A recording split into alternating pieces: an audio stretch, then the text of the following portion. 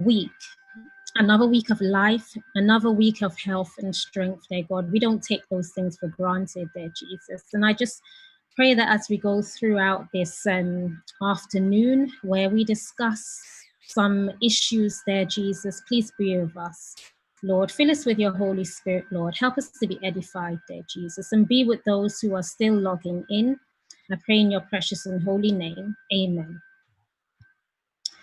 Okay, so welcome once again. We are going to start a new series, and the series is called the One Blood series. You'll get to understand why that is so significant. But we're living in a world whereby we can no longer hide from certain issues. If you have been looking in the media recently, you would have seen that there have been mass demonstrations in various parts of the world in relation to race. Although we'll not directly address these particular issues, but we will be addressing the issue of race in regards to what it says in the Bible. Now, as we always say, this is an interactive discussion. You have the opportunity to ask questions. You can also type into the chat. If you don't feel like saying it out loud, you can type into the chat. And for those of you who are on Facebook, I will also be checking on Facebook to see if you have any questions. So what I'm going to do, I'm going to share my screen with you, and then we are going to go on this journey together, talking about the relevancy and of race and what it means to us, and what the Bible says about it as well. So here we go. Let me just share my screen.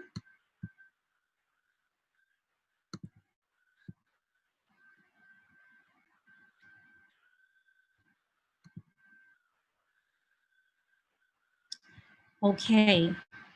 Can everyone see my screen? Excellent. Excellent. I'm glad you can see my screen. Okay, so as you can see, it says it's a One Blood series.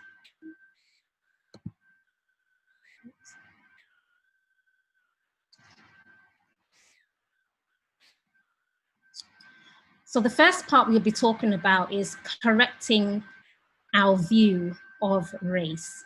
Actually, it should be race, just race. Question, when we think about the word race, what comes to mind? When we think about the word race, what comes to mind? Could anyone just tell me, when we just think of that one word, what immediately comes to mind? You can put it in the chat, you can say it out loud. Either way, I'll be able to see. What immediately comes to mind?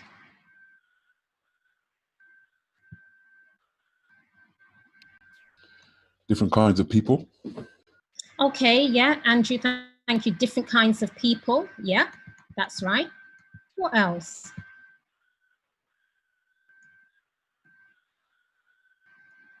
What comes to mind? Okay, for me. Sorry, I can. So what was that? Various tribes and cultures. Various tribes and cultures, etc. And you know, there's lots there, okay?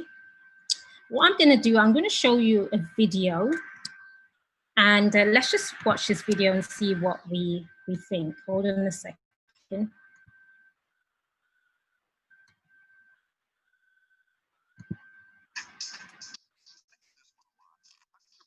Races in the world if we were all descendants of Adam and Eve.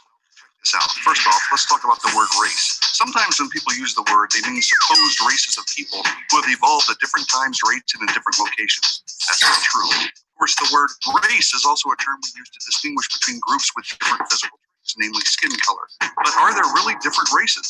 Take a gander at Acts 17:26, where it is written that God, from one man, made every nation of men. It's clear then that the Bible teaches that there is one race, the human race. The Bible is also clear that all people on the earth are descendants of Adam and Eve who were created by God.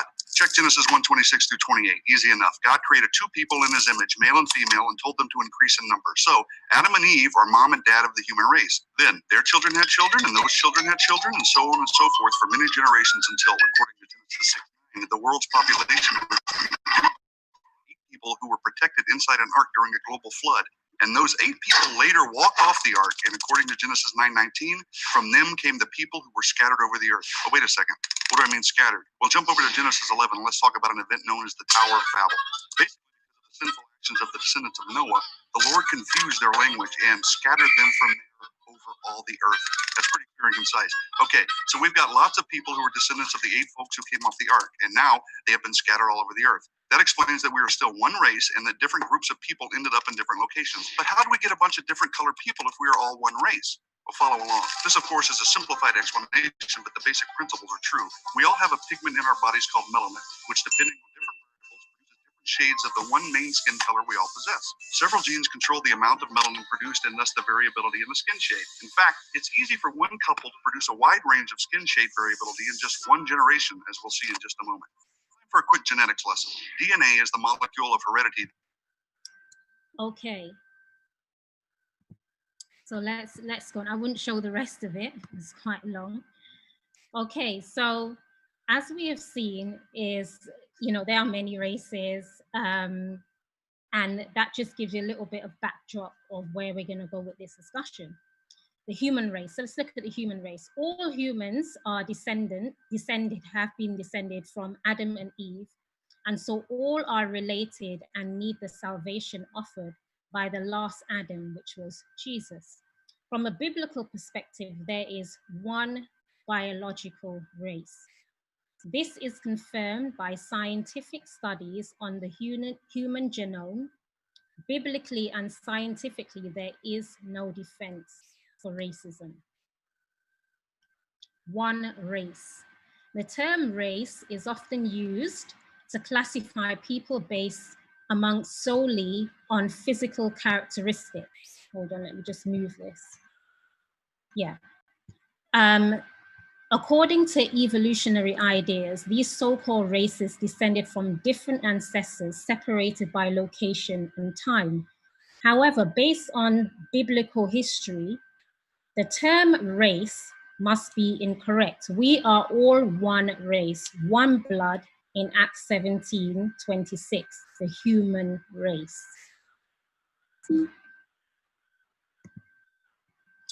Let's look at Acts 17:26. It says, and hath made of one blood all nations, men for to dwell on all the face of the earth, and hath determined the times before appointed.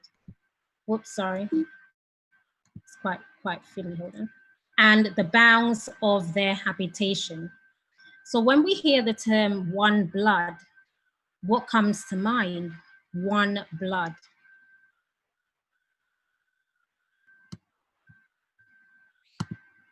One blood.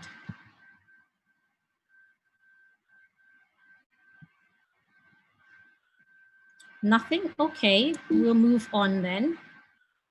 Question. So where did the idea, sorry, go ahead. Sorry, I meant to raise my hand, but I think I ended up tapping instead. That's okay. So, sorry about that. You asked what we think of when with one blood. Yes. And it made me think of 2 things. One blood in the sense that it says that we're all of one blood. So the one blood, Adam, the first human that God created, we're all descended from the same place, and not just descended from Adam in that sense, but the Adam came from the hand of God. So we're all made by the same creator. And then the one blood in the terms of the blood of Christ. Maybe I'm jumping ahead, I don't know, but the blood of Christ is the blood that unites us because we are all we all are sinful, and need his salvation, and so his blood was shed for all of us. So those are that's wonderful. Thank you so much, Kayla, for that. It's just immediate things that come to mind. Shadrach, did you have something to say? You've raised your hand. Yes. Yes, go ahead. For me, one blood simply means, so anytime I hear one blood, it means we came from one source. Forget the many components of blood or types of blood we have, but in the context of our definition of our discussion, one blood means one ancestor, one family, one people. Thank you so much, Shadrach, for that. So question, where did the idea of racial difference come from then? Because we've established that from the Bible, we're talking about one blood, one nation. Where did this idea of racial difference come into play? Does anyone have any thoughts on that? Where did it go wrong? Where did this idea of racial difference come from then? Because we've established that the Bible talks about one blood, one nation, one people.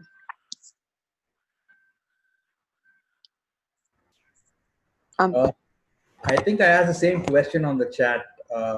Okay, let me just, oops, I'm giving you the answer. Yeah, I was gonna say it's actually a relatively new concept. Okay. It comes in sort of with the age of enlightenment and trying to understand science in the late 1700s. A lot of people say that the concept was brought in to try and justify slavery. And then as you showed, the concept was there. And then Darwin in the mid 1800s, he provided the mechanism to explain the concept. So the theory existed, and then he showed how the theory could occur. So it is something that's really relatively new. That's absolutely brilliant, in terms of the way that you've just explained that. Thank you so much for that. Let me just admit some more people. Yeah, that's brilliant. And we'll go on to see more about this ideology and where it's come from. So as you've said, yeah, this came from Charles Darwin. Now, I think most people know who he was, but I will explain who he was. He's an English naturalist, geologist, and biologist, best known for his contributions to the science of evolution.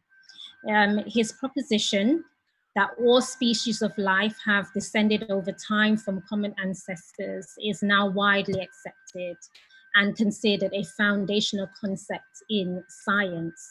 Okay, so he mainly was the main person to push this idea of evolution. Okay, and we'll actually, Abby, did you want to say something? Abby? I think, Abby, did you want to say something? Okay, maybe she might come back in later. Okay, so let's move on. Darwin's belief. What did he believe? The entirety of Darwin's work in his follow-up book, The Descent of Man, is predicated on a racist view. Racism is intrinsic to an evolutionary worldview. Man through evolution deviated into variant races. Just take note of that. This is the teaching of Darwin. Okay, let me just say that a little bit again. Man through evolution deviated into variant races. This is the teaching of Darwin. It is how social Darwinists, those who take Darwin's idea and apply them socially, so people like Adolf Hitler, he also had that view, and we all know where he went. We all know what he did. Justified many racist views in their day. Darwin argued that the civilized Caucasian race or some people say Aryan race, was clearly the most evolved. Does anyone have anything to say on this section here? Quite deep, but this idea of having variant races is linked to evolution and that way of thinking. And it's also linked to social Darwinists, people like Adolf Hitler, who we all know what he did in his time. So let's just have that in mind. Does anyone have anything to say on that?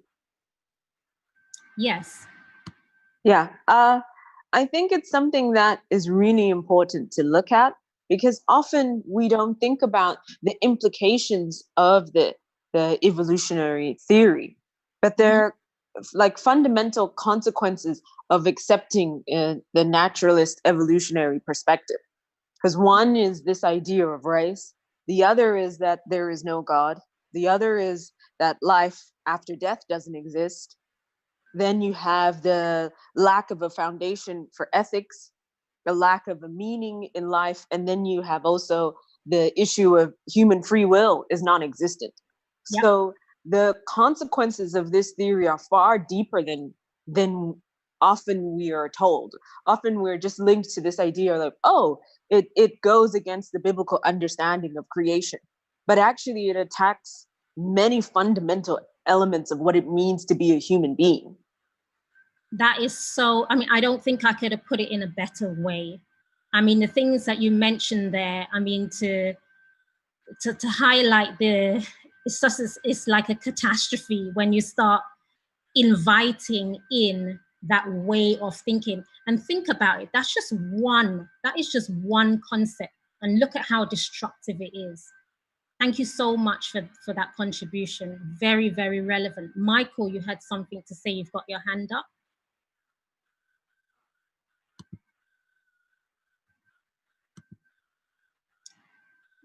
Michael, you had your hand up. Okay. There's a question in the chat. Okay, let me just go to the chat. I'm actually not seeing the chat. Sorry. Could somebody actually tell me what the question is in the chat? Just read it. If God created a man in his image, and we all are descended of Adam, then how is there such a race range of difference in appearance? What do people call race or ethics? Okay, hold on a second. Let me just go over to the chat.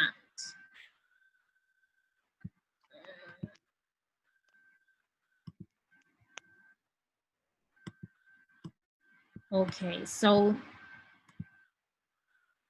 what was the question again? Sorry.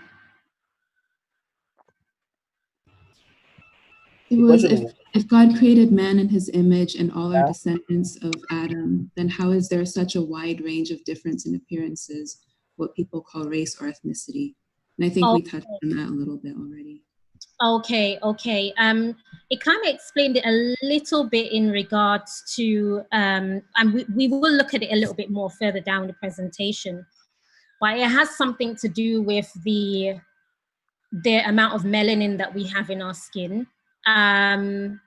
And it has something to do with the fact that after Noah and his family, basically they were the only ones that were left from the ark, and we are descendants from Noah. They went to different parts of the world, and the features of our eyes and basically our eyes and those type of features basically changed. Those were the ones that changed the most, and the melanin in our skin. But we'll look at that a little bit more as the presentation goes on. So that's why we get certain variations of race, because some are closer to the sun and some are not. Yeah, and differences of skin tone. It's to do with our DNA and melanin in our skin. Okay, let's move on. Sorry, and if I can't see the information in the chat, I'd appreciate if somebody could just read it for me. Sorry about that. Okay, so let's move on. We've touched on some very serious issues there. Point. Man did not deviate into many races. God made us as one race. When someone separates or groups like blacks and whites and other supposed races into different categories, they are ultimately applying Darwin's understanding of race. I'll just pause there. So so some of you are thinking, hold on a second. When I go for a job, I need to fill out an application. Yeah, this way of thinking has penetrated society in so many different ways. So many different ways. When we start categorizing people in regards to their skin color, it transcends into so many different areas. Question then, has anyone been subject to this view? Has anyone been subject to this view?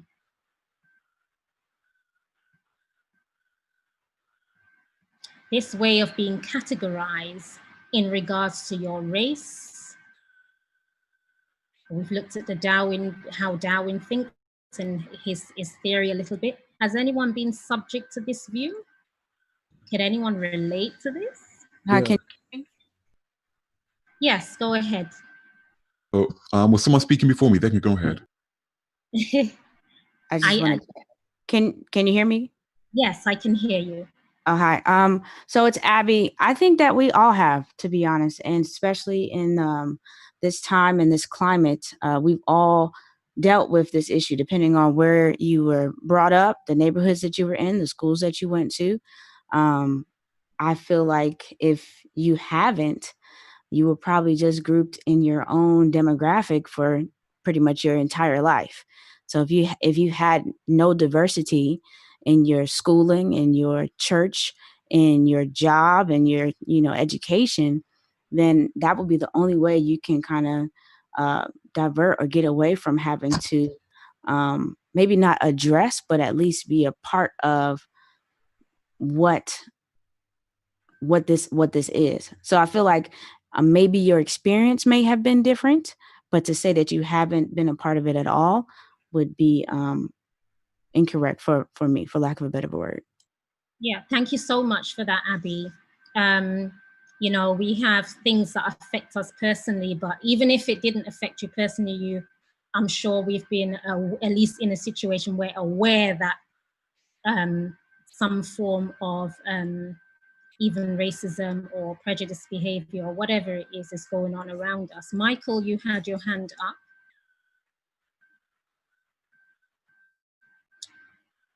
Michael, you had your hand up. Okay, maybe you'll come back. Andrew, you had something to say on this question. Yeah, what was just said earlier, I completely agree with, because growing up, it's been pretty much, I'll say just about, I mean, I can speak for myself, I've been exposed to that completely in school.